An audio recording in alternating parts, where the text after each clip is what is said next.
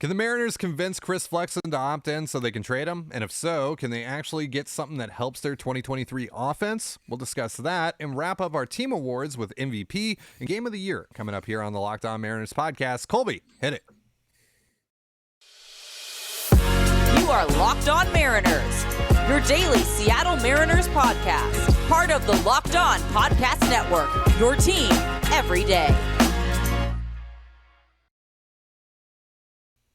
It is Tuesday, October 25th, 2022. This is Ty Gonzalez and Colby Patnode for the Locked On Mariners podcast. Thank you so much for making us your first listen. Subscribe, like, and turn on alerts. If you're watching on YouTube, or subscribe and leave a 5-star review on your preferred podcast platform if you like what you hear. And if you want to hear from us even more, please consider signing up for our Patreon. The link, as well as our social accounts, is in the description below. And on the show today, we'll be wrapping up our team awards with the Mariners 2022 MVP and Game of the Year.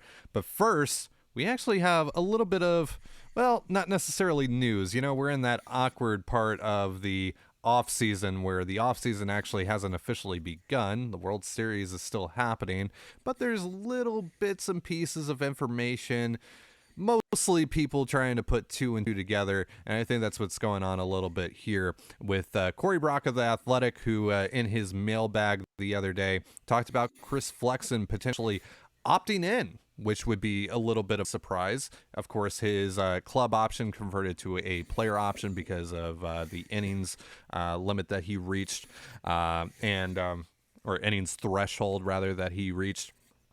And if he were to accept that, to opt in, that would be worth $8 million for 2023, and he'd be under club control for 2023 and 3 more years after that. And so that creates a little bit of a valuable asset here. And because of that, Corey Brock thinks that the Mariners could actually trade Flexen for something useful. And then building upon that, there was an article yesterday from Nick Deeds of MLBTradeRumors.com, who said that, who even mentioned that Ahmed Rosario could be a possibility. Guardian shortstop Ahmed Rosario could be a possibility in a Chris Flexen trade, and that there is some thought that the Mariners could actually get offensive help in 2023 in a deal that sends Flexen elsewhere and gives Flexen an opportunity to actually start somewhere, because that path, of course, is not particularly clear in Seattle. And basically, the idea would be that the Mariners could sell Flexen on that idea in order to convince him to opt in, that, hey, we will get you somewhere where you can start. So what do you think about that possibility, Colby? Do you actually think the Mariners could get Flexen, first to get Flexen to opt in with that premise, and then secondly, to actually get something that helps them in 2023 in a deal that sends Flexen elsewhere? Hard to say. If you're Flexen, I mean, do you want to be traded, or do you just want to pick which team you go to? I mean, that seems to be what I would want, but maybe he's convinced that he's not going to get $8 million.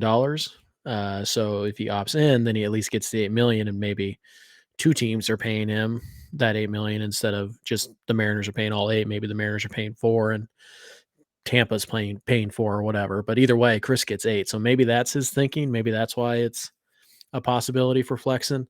But if not, then I would think Chris would just want to pick where he pitched next year. So we'll see. I think he's got 4 or 5 days after the World Series ends to make that decision. So we'll know here in the next couple of weeks. The idea that you could trade Flexen and other pieces for a legitimate bat that could help you in one of your newly created holes in the lineup seems almost too good to be true. No offense to Chris Flexen, but he's a number 5. He's a pretty good number 5, but he's a 5. Sometimes he looks like a pretty good 4, but for the most part, he's just kind of a dude, and he didn't really take any steps forward after a really good first year. He was pretty solid still this year. I mean, he's a good pitcher. It's not like he's doesn't have any value. It's just, I thought that if you were going to be able to trade Chris Flexen, you'd be getting Jake Shiner type of prospect, or maybe a bullpen arm, or maybe like the Chris Flexen of bats, which is certainly not Ahmad Rosario. So it's just kind of an odd idea that I don't think we ever really considered. But it would fall into the category of unique.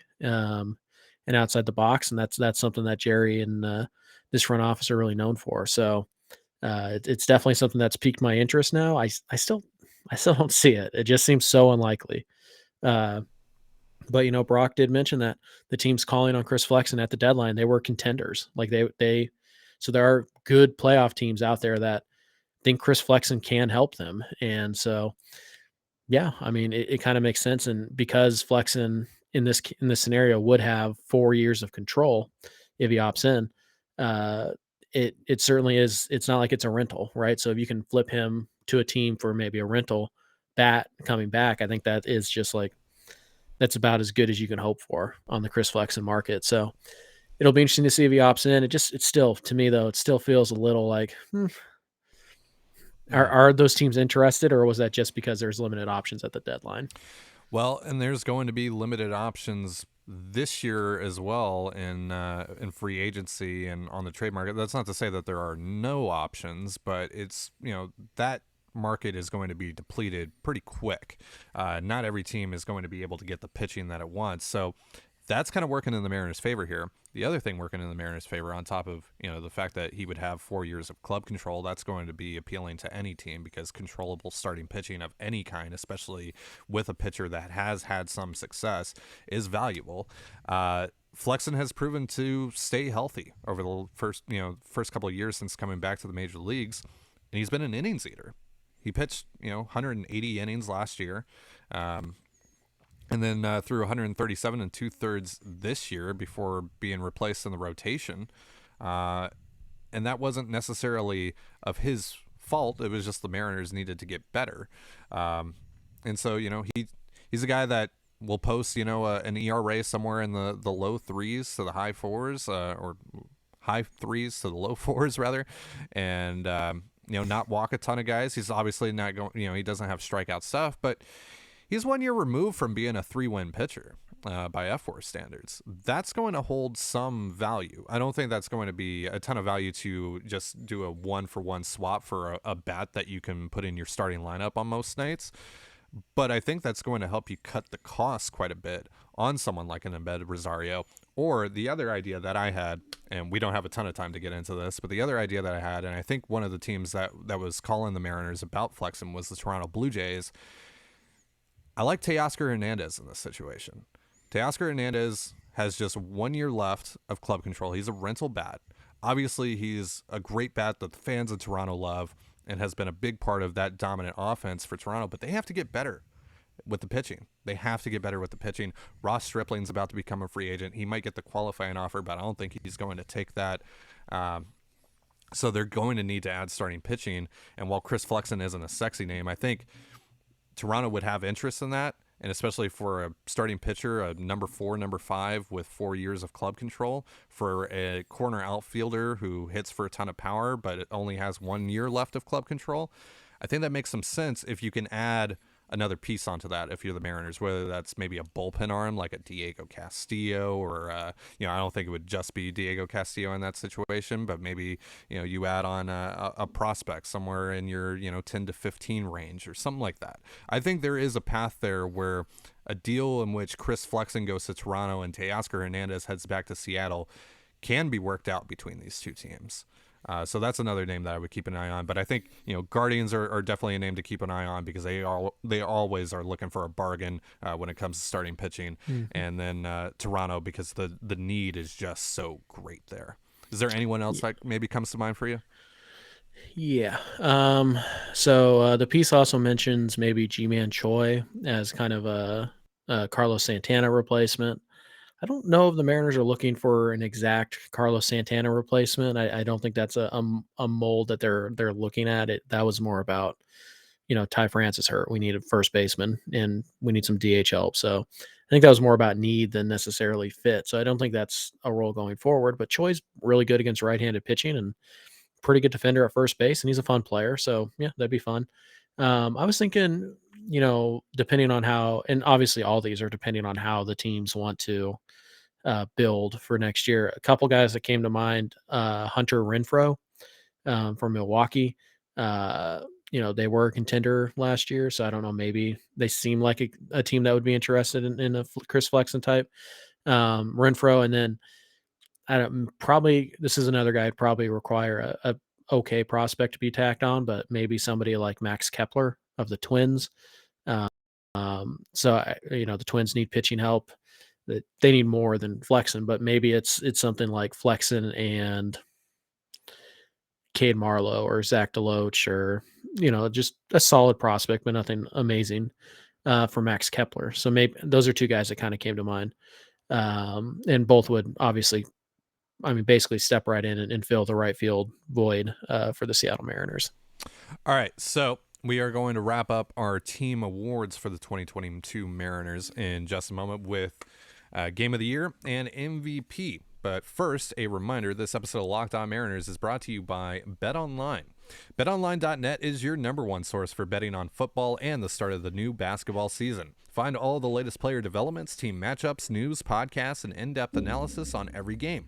And as always, BetOnline remains your continued source for all your sports wagering information with live betting and up-to-the-minute scores for every sport out there. It is the fastest and easiest way to check in on all your favorite games and events, including MLB, MMA, boxing, and golf. Head to the website today or use your mobile device to learn more. BetOnline is where the game starts. You're listening to the Locked On Mariners podcast. Thank you so much for making us your first listen. So let's wrap up these team awards, Colby, as we continue to say goodbye to the 2022 Seattle Mariners. I'll let you pick here because there's one of these awards I think is going to be quick. The other one I think is going to be a little bit more interesting. Which one do you want to start with? MVP, Game of the Year. Let's do MVP. All right. So I think everyone knows who the MVP of the 2022 Seattle Mariners was. It was Luis Torrens, of course, and Justin Upton as co-MVP.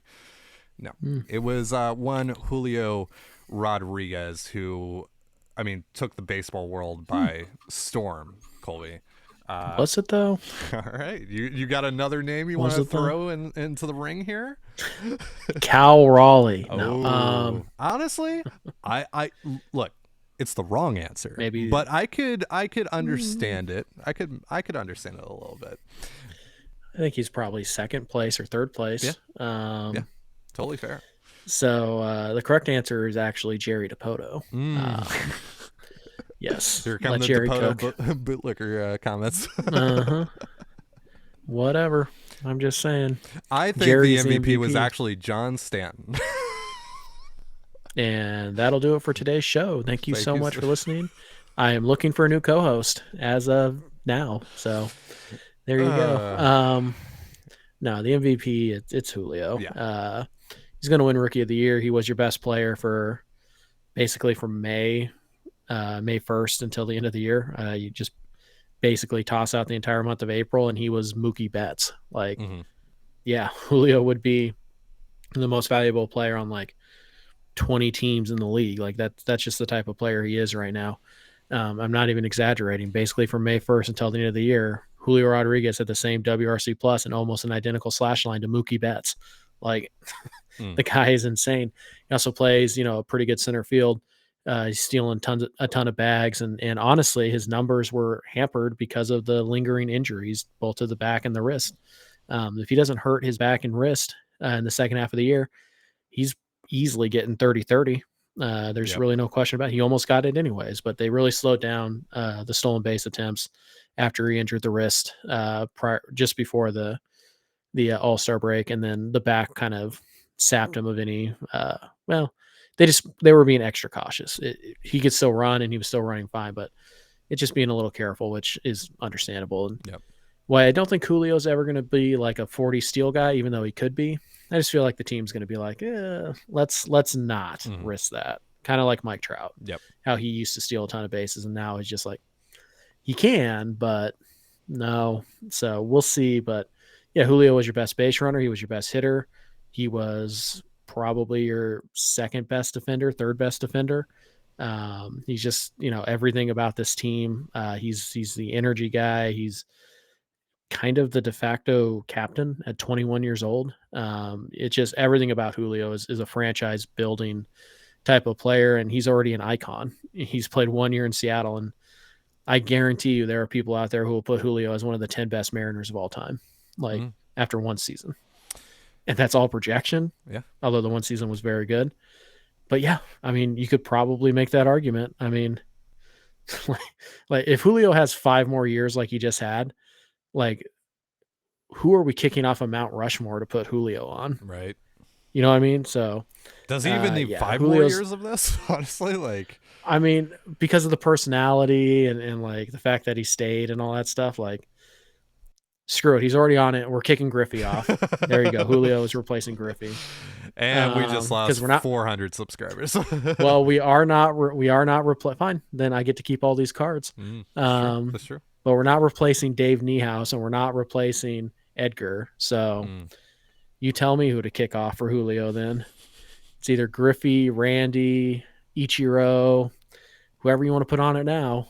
So yeah, you go ahead and kick somebody off. But it's not going to be, I will not allow it to be Dave or Edgar. So figure it out. Yeah, Julio's the most valuable player. Yeah, 284, 345, 509 triple slash line, 146 WRC plus. He was worth 5.4 F4, and that's with the defensive WAR being 0.1 from Fangraphs. So like they didn't really care at all about his defense, which kind of a mistake in my opinion. But whatever. 28 home runs, as you mentioned. He almost got to the 30-30 mark. 25 steals. Struck out 26% of the time. We'll get into that more on our player review of Julio, which is going to be coming out tomorrow. We're actually going to be recording it right after we're done recording this.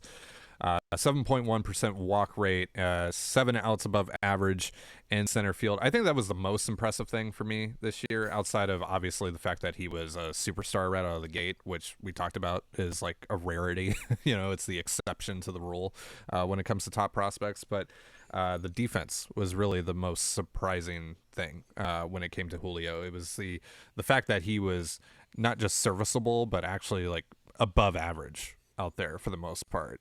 And we talked about that a little bit yesterday with his defense as well.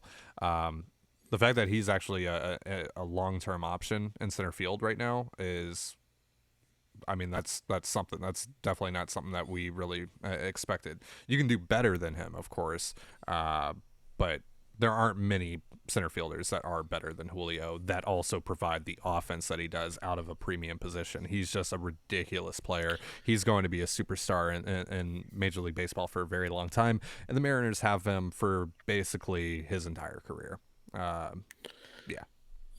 When MLB Network every offseason, they do the Prime 9 or whatever. They rank the best players at each position.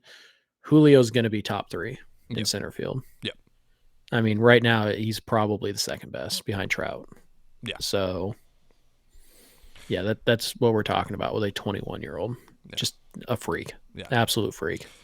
So on top of the numbers that I listed, he had 25 doubles this year, 3 triples. He drove in 75 runs. He walked 40 times, struck out 145 times. And he was only caught stealing 7 times. So he was 25 of 32 on the year on the base pass. And I think a couple of those came after the injury when he was, dealing with the back stuff and all that and the wrist stuff and maybe a little more hesitant on those plays. But overall, an amazing year for Julio Rodriguez. And it's just the beginning. And again, we'll be getting into that on our player review when we record that later today and drop that tomorrow morning. So let's move on to game of the year. Now, we did best moment, which is a little bit different.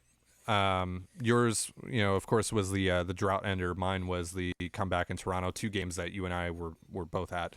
And so, for me, it was really the after the game, the celebration with all the Mariners fans coming down to the field in Toronto and celebrating with the players, celebrating with Scott, celebrating with Jerry, etc. For you, obviously, we don't even need to get into it. Just the moment of the drought finally coming to an end and being able to see that in person. I'm sure that was an incredible moment for you. But let's talk about just the quality of the game. What was the best game the Mariners played in this year? The drought ender. Okay. Totally fair. Yeah. That was just, it's one of the 5 most important games in franchise history. and it happened right in front of us. Like that's just really hard to beat. As kind of a alternative here, I still think you got to give a lot of love to the Braves game. And honestly, you could pick either of the wins. They were both pretty good games, but the comeback after the choke job, like it just you're up 5 or whatever. You took a series from the world champ Atlanta Braves. You're feeling good. The Mariners are back. They were little bit of a slide at that point, but the Mariners, yeah, we're back. We just took 2 or 3 from the Braves. Whoops. Diego Castillo comes in.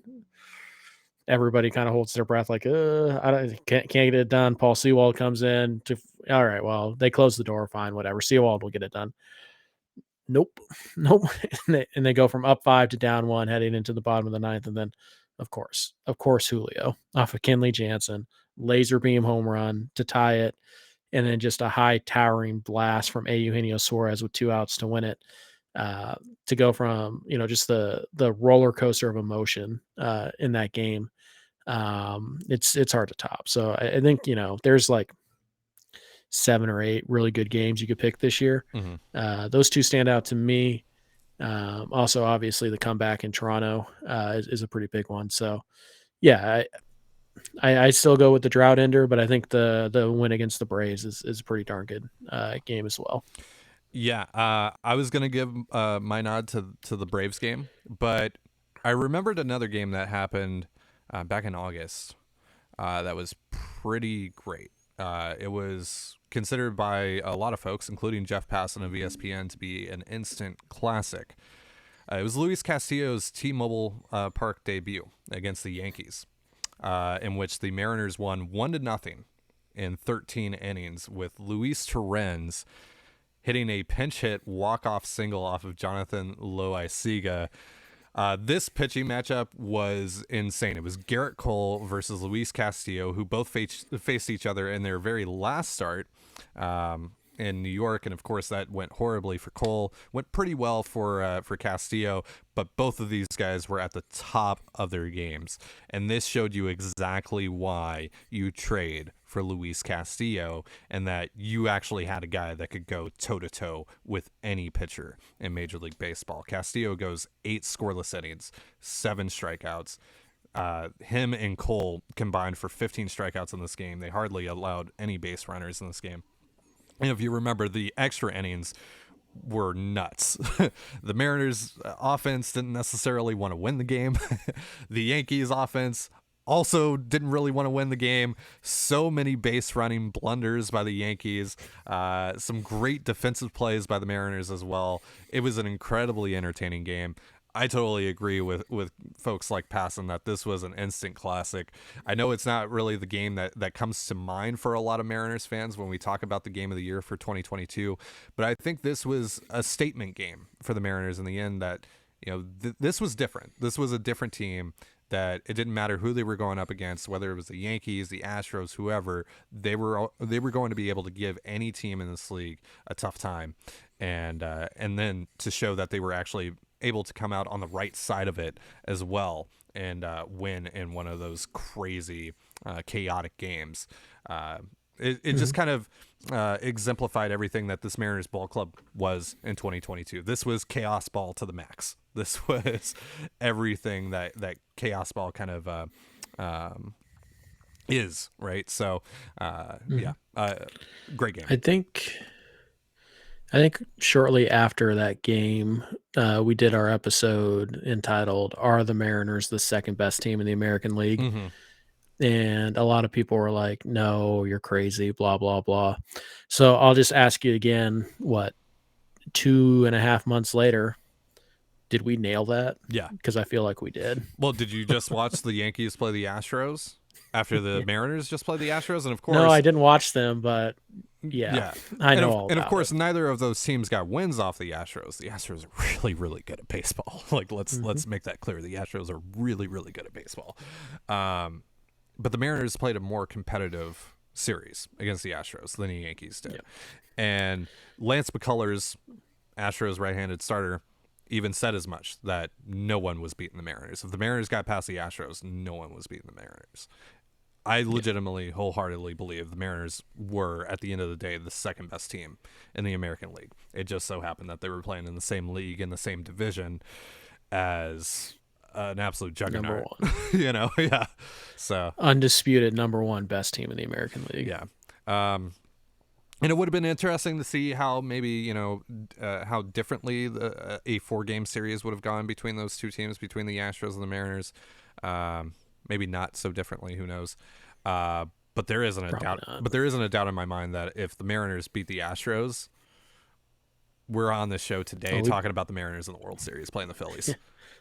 We're talking about game one. Who do you start in game one? Yeah, Luis Castillo. yeah. But like obviously, there's like 5 whole days between the last game and this one. So, yeah, it's it feels a lot kind of like the 2012 Seahawks, where they got on a real heater at the end, and they had a young Russell Wilson, young Bobby Watt, just all these young players. God, you're and, such a 12. well, and a lot of veterans and all that stuff. And they went in and they were just like the hottest team in the NFC at the end of the year. And had they gotten past Atlanta, who was the number 1 seed, I believe, at the time, they would have won the Super Bowl that year. Mm-hmm. And they just couldn't. They had the lead late. They played really well. They played and they blew it at the end. And the Mariners didn't really blow it per se, but they had 3 winnable games and they didn't win any of them. Mm-hmm. But it was kind of the announcement that we're here, we're scary good, and we're not going anywhere for a while. And then of course they win the Super Bowl the next year, and the Mariners are going to do the same. Yes, the Mariners in the Super Bowl. Who would have thunk it? Also, but against the Colorado Rockies, of course, 43-8. Mariners in the big game.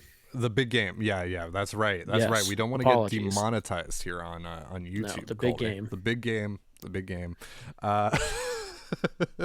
Yeah. So, and also, it lines up perfectly, right? 2012, 2022, 2013 Super Bowl, 2023 World Series. Let's sail, baby. And let's not forget, Nostradamus on Twitter has predicted the last 3 World Series champions could make it 4 in a row if the Phillies win, and he predicted the Mariners to win the World Series in 2023. So, it's true. Yeah, and in 2025. Yes. I don't know what happens in 2024. Maybe some injuries, but Mariners dynasty about ready to start. Mm-hmm. Or for our Game of Thrones fans, Mariners dynasty. Dynasty, yes, of course. About ready to start. Yeah. In 2024, he had the Padres winning. Maybe the Mariners do make it to the World Series. They lose to the Padres. We're taking the Vetter Cup to the next level, to the highest level, right? Because that is the greatest, as we all know, that is the greatest rivalry in all of sports. When you think about rivalries in baseball, not the Red Sox and Yankees, none of that. Not the Cubs and Cardinals, not the Giants and Dodgers. No, the Mariners and the Padres, the greatest rivalry. I can't even say it with a straight face. That's going to do it for our show. You know what makes that the best rivalry, though? You know what makes that better than Giants, Dodgers? I've never heard a report of somebody needing to go to the hospital for wearing the opposing team's jersey. I was going to say like that no one's gotten stabbed during that series. Right. Yeah. Yeah, that's the greatest part of that rivalry. Beat half to death. Yeah. Seriously, the Dodgers shouldn't be allowed to have fans in their stands for like a year. Yeah, jeez. That's how you stop that. Anyways. That's going to do it for our show. On that note, thank you so much for joining us here on the Locked On Mariners podcast. For Colby Patnode, I'm Titan Gonzalez. Be sure to give us a follow on Twitter at @LO_Mariners. You can follow me at Dane Gonzalez, that's DaneGNZLZ, and Colby at CPAT11, that's CPAT11. You can also find all that stuff in the description of this episode. And thank you again for making us your first listen. Oh, yeah, Colby, remind the folks what our next goal is on our giveaway, real quick, before we hop off. Got a Taylor Trammell autograph card, right? Yes. Yep, if we get to 4,500 YouTube subs by December 8th, we'll give away this autographed Taylor Trammell card. It is numbered. It is 83 out of 99. It's a really cool card. So, yep, somebody's already going to win the Taylor dollar. Next up is Taylor Trammell. We got to get to 4,500 here in the next 6 weeks. Yep. and we're at about 44,080, I think. So getting there. Perfect. Well, help us out, folks. Tell your friends, tell your family, tell your enemies, tell everyone you know to come and subscribe to the Locked On Mariners podcast. Now, for your next listen, check out the Locked On Sports Today podcast featuring the biggest stories of the day, plus instant reactions, big game recaps, and the take of the day. It's available on the Odyssey app, YouTube, and wherever you get your podcasts just like us. And with that, have yourself a beautiful baseball day. We'll see you tomorrow. Peace.